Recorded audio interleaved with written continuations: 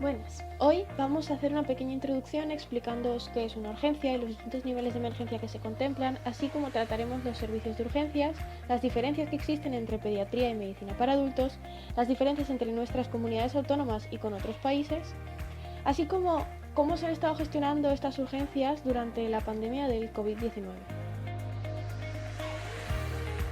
Según la Organización Mundial de la Salud, urgencia se puede definir como la aparición fortuita en cualquier lugar o actividad de un problema de causa diversa y de manera variable que genera la conciencia de una necesidad inminente de atención por parte del sujeto que lo sufre o de un tercero. Es entonces aquel problema o patología cuya evolución es lenta y no necesariamente mortal, pero cuya atención no debe retrasarse más de 6 horas. Debemos acudir a urgencias cuando tengamos dolor de pecho, debilidad o entumecimiento, sangrados y posibles fracturas y pérdida de conocimiento o síncope. Es más que evidente que pueden existir otros, pero estos son los motivos más comunes. El triaje es un proceso que permite una gestión del riesgo clínico para poder manejar adecuadamente y con seguridad los flujos de pacientes. Es especialmente útil cuando la demanda y las necesidades clínicas superan a los recursos. Aquí en España, el sistema de triaje de Manchester y el sistema español de triaje, adoptado por la Sociedad Española de Medicina de Emergencias, son los dos sistemas que han alcanzado mayor difusión, aunque coexisten con otros de implantación local, pues gran parte de las competencias sanitarias es de las comunidades autónomas. Este último, el SET, consta con los siguientes criterios. El primer nivel, que se corresponde con el color azul, su categoría es reanimación y la atención debe ser inmediata, seguido del color rojo, que quiere decir emergencia, y debe ser atendido inmediatamente por enfermería o en 7 minutos por un médico. El siguiente nivel es el tercero y se corresponde con el color naranja, de categoría urgente y debe ser atendido en 30 minutos, seguido de verde, menos urgente y que debe ser atendido en 45 minutos, y último negro, indica que no es urgente y por tanto la espera puede ser de 1 hora o superior.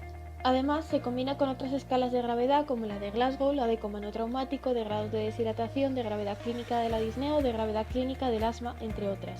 Una de las más importantes es el sistema ABCDE de Airway, Breathing, Circulation, Disability and Exposure, que en español sería vía aérea, respiración, circulación, discapacidad, por lo general física, y exposición. A cada paciente se le asocia una de estas letras que se combina con el código de colores anteriormente explicado y en prácticamente todos los centros de urgencias de España. En cuanto a la estructura de los servicios de urgencia, el Sistema Nacional de Salud posee 3 medios organizativos para atender a las demandas de atención sanitaria urgente: el nivel de atención primaria, los servicios de urgencia de los hospitales y la coordinación entre servicios de urgencias y emergencias. Por una parte, la atención primaria se encarga básicamente de asegurar y mejorar los niveles de salud individual y colectivo. Sus funciones van desde la asistencia sanitaria, ya sea ambulatoria, domiciliaria o de urgencia, hasta la rehabilitación y la reinserción social. En cuanto a los servicios de urgencias y emergencias, son los responsables de ayudar a la identificación y el contacto de los pacientes frente a una situación sanitaria. Además, dentro de las urgencias, debemos distinguir entre las urgencias hospitalarias, en las que los pacientes van directamente al hospital, y las extrahospitalarias, cubiertas básicamente por los servicios de ambulancia. Nosotros nos vamos a centrar en las urgencias hospitalarias. Los servicios de urgencia ofrecen una buena coordinación de todos los niveles que forman dichos servicios, entre los que encontramos el triaje y las unidades funcionales.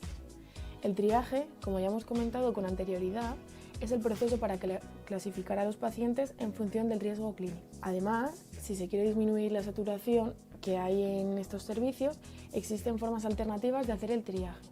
Tenemos el triaje avanzado, en el que se hacen pruebas diagnósticas antes de la consulta médica, y el triaje multidisciplinar, en el que un equipo constituido por un médico y un enfermero hacen una valoración inicial y son ellos mismos quienes solicitan las pruebas complementarias. Por otra parte, las unidades funcionales son el resultado de un modelo asistencial, el cual consiste en agrupar a los distintos profesionales que participan en un mismo proceso clínico. Aquí tenemos las unidades de observación, lugares donde se encuentran los pacientes a la espera de los resultados de las pruebas realizadas. Aquí hay una estancia máxima de 24 horas. Unidades de corta estancia, cuyo objetivo principal es mejorar el drenaje de los servicios de urgencia y evitar ingresos en la hospitalización convencional. De alguna manera, se impide que un paciente que necesite una estancia más larga sufra las incomodidades de las zonas de primera estancia. Y por último tenemos las unidades de semicríticos. Es una unidad en la que ingresan los pacientes que tienen una alta probabilidad de tener un cuadro clínico que requiera una rápida actuación. Siguiendo con los aspectos médico-legales, es de vital importancia que el personal sanitario sea consciente de las normas y leyes que rigen la actividad en los servicios de urgencia. Si nos encontramos, por ejemplo, frente a un traslado forzoso, son los médicos de atención extrahospitalaria o los agentes de los cuerpos y fuerzas de seguridad del Estado quien determinan dicho traslado. Posteriormente se deberá informar a la Guardia de Psiquiatría y son ellos quienes deciden si se va a proceder a realizar el ingreso del paciente o no. Por otra parte, si un paciente se fuga, se comunicará directamente a los cuerpos y fuerzas de seguridad para que procedan a la localización del individuo sin requerir una orden judicial. Y por último, la saturación de urgencias. Hoy en día, la sobrecarga de los servicios es uno de los mayores problemas a los que se enfrenta el Sistema Nacional de Salud. Algunas de las causas de esta situación son instalaciones poco adecuadas, escaso personal sanitario o falta de organización y retraso en los ingresos hospitalarios. Esta saturación puede ser determinada a través de ciertos indicadores, como son el número de personas que abandonan el hospital sin recibir atención o tiempos de espera superiores a 1 hora. No obstante, en la sanidad privada esta saturación no es tan evidente, y es porque los servicios de urgencia están más equipados para ofrecer una atención más personalizada debido a su menor tamaño, y los médicos además tienen más tiempo para dedicárselo a los pacientes, ya que tienen un número reducido de pacientes por médico. Una posible solución para esta descongestión podría ser la colaboración público-privada, ya sea a través de conciertos, concesiones o mutualismo administrativo, y así poder ayudar a descongestionar los servicios de urgencia. Ahora vamos a ver las diferencias que presenta el servicio de urgencias pediátricas respecto del servicio de urgencias hospitalarias. El servicio de urgencias pediátricas atiende a los pacientes pediátricos desde los 0 a los 16 años. Dependiendo de cada hospital, este servicio se va a organizar de una manera. No obstante, existen unas condiciones en las que el servicio de urgencias pediátricas puede ser llevado a cabo de la manera más eficiente. Así pues, ¿qué características son las que debería tener un servicio de urgencias pediátricas? En primer lugar, deberían tener una zona de admisión y una sala de espera distintas de las del servicio de urgencias hospitalarias para adultos. Idealmente, esta entrada debería ser de fácil acceso para vehículos. Por otro lado, para la exploración del menor es necesario disponer de boxes y consultas individuales, adaptadas para ofrecer un buen entorno a los niños. Un componente vital es el equipo de pediatras y el equipo de enfermería especializado, ya que son los que van a permitir que el servicio esté disponible las 24 horas del día y que el servicio sea especializado para los más pequeños, concretamente en el proceso de triaje. Este triaje es el mayor reto que presentan las urgencias en cuanto a gestión de pacientes. Cuando se trata de niños el problema se agrava, ya que la sintomatología pediátrica es más sutil, muchas veces caracterizada únicamente por el llanto. La mejor solución para resolver este problema es contar con un servicio de enfermería especializado en pediatría y poder ofrecer un triaje pediátrico de calidad. La SEUP, que es la Sociedad Española de Urgencias de Pediatría, recomienda la implantación del triángulo de evaluación pediátrica, junto al sistema de triaje elegido, ya sea el Manchester o el sistema español de triaje. El triángulo de evaluación pediátrica es una herramienta rápida y sencilla que se usa para evaluar el estado fisiológico global del niño. No implica contacto físico con el menor y además se suele realizar delante de los padres. El tiempo es siempre inferior a 1 minuto y lo más importante es que permite tomar decisiones y medidas rápidas que permiten solucionar los problemas que amenazan la vida del paciente. Esta herramienta consiste en evaluar los siguientes aspectos. En primer lugar, la apariencia general es el elemento más importante para determinar la gravedad, ya que refleja muchos de los aspectos. Después se evalúa la respiración, que puede reflejar el intento de compensar las deficiencias de oxigenación y ventilación. Y por último se estudia la circulación, mediante la observación cutánea por si hay palidez o cianosis, entre otras. Cada apartado se evalúa como normal o anormal, con el fin de establecer un primer grado de severidad del paciente de forma rápida.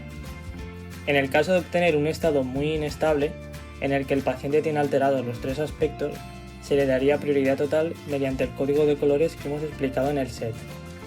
A continuación, las actuaciones posteriores que se llevan con los pacientes son evaluación y estabilización ABCDE para clasificar a los pacientes según los códigos del triaje. En esta fase ya se puede apreciar que la mayoría de los casos que acuden a urgencias no ponen en riesgo la salud de los niños y no son realmente graves.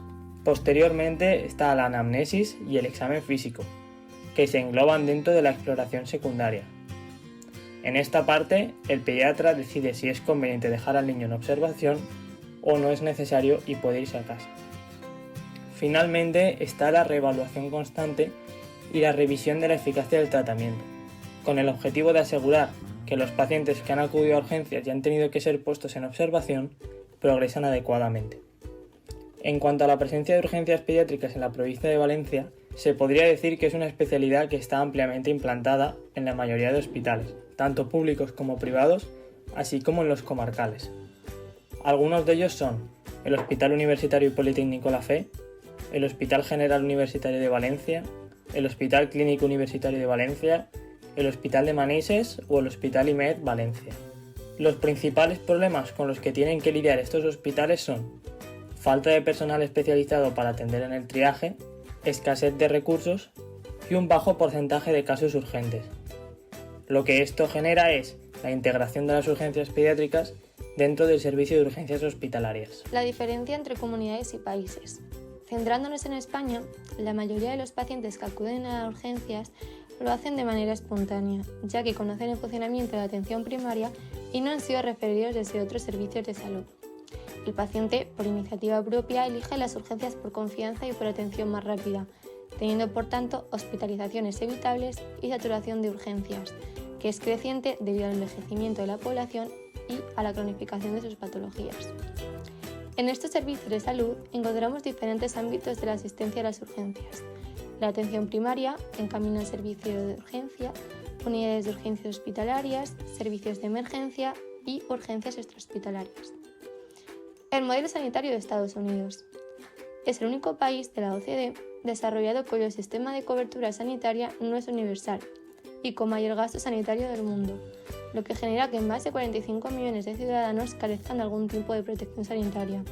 Esto crea problemas tanto sanitarios como sociales, económicos y políticos. El sistema de Estados Unidos comparte algunos de los problemas de urgencias con el español, como el aumento de la saturación. ¿Por qué se produce esta congestión y saturación de las urgencias? Los pobres y no asegurados sin acceso a atención primaria, las visitas innecesarias, la red de seguridad social, las enfermedades estacionales y la programación quirúrgica.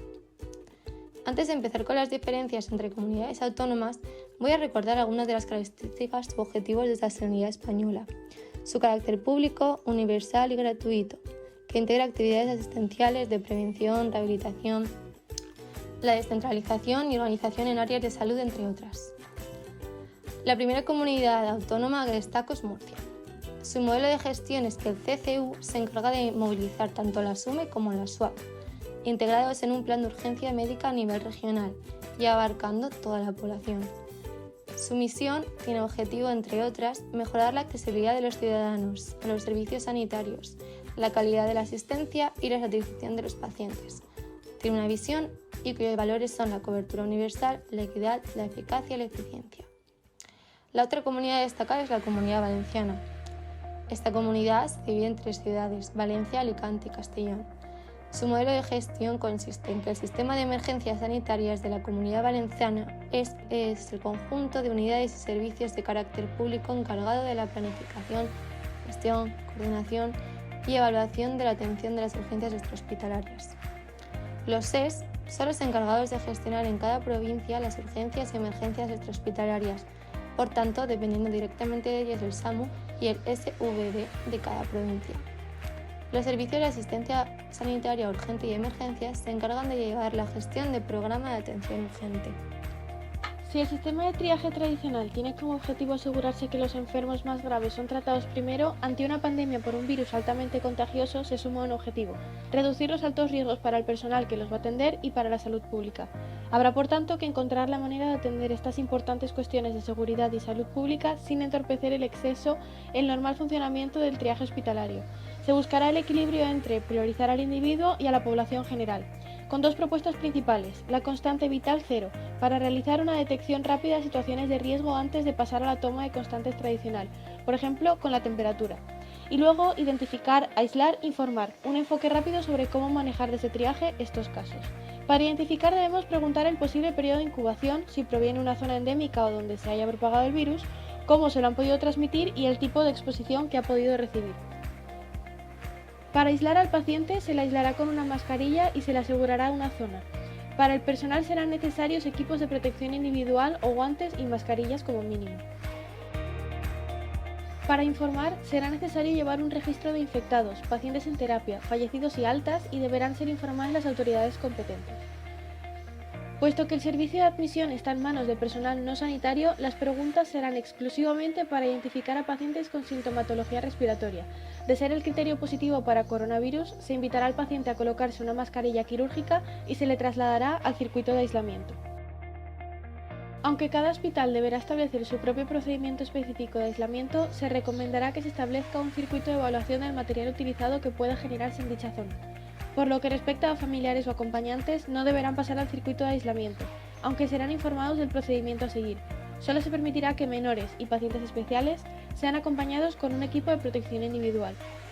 Por último, se llevará a cabo la evaluación de la gravedad y el ingreso dependerá del estado clínico del paciente. Solo se hará PCR para coronavirus a aquellos pacientes que vayan a ser ingresados. Otra de las medidas que se han llevado a cabo para evitar la saturación y en realidad reducirla de los sistemas sanitarios es ampliar la información a la población sobre la sintomatología, y aquellos que quieran presentarla deberán llamar a un teléfono donde serán informados sobre la situación y aconsejados sobre cómo deben proceder, ya sea asistiendo a profesionales o permaneciendo aislados en casa. En cualquier caso, las medidas que han sido tomadas durante la pandemia no podrán ser correctamente evaluadas en cuanto a efectividad, eficacia y eficiencia hasta pasada la crisis, puesto que esta situación está sometida a constantes procesos de cambio.